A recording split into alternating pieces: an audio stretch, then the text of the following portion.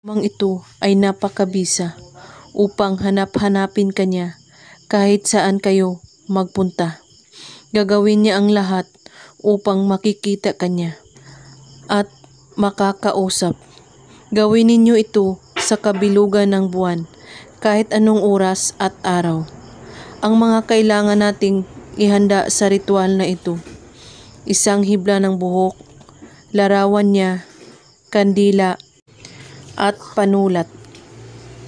At pagkatapos ninyong maihanda, humanap ng isang tahimik na lugar na tanaw ang buwan. Sindihan mo ang pulang kandila at ilagay ito sa inyong harapan. Isulat mo ang iyong kumpletong pangalan sa likod ng larawan niya ng 3 beses at pagkatapos, ilagay ito sa tabi ng kandila, nakaharap sa iyo.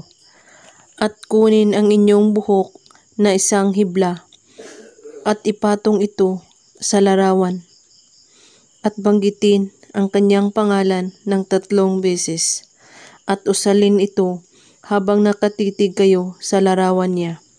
Saan ka man mapunta at naroroon, ang tanging laman ng puso't isipan ay ako lamang.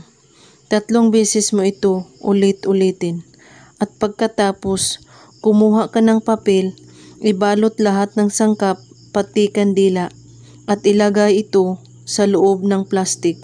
Saka itago ito sa lugar na walang makakakita nito at makakaalam.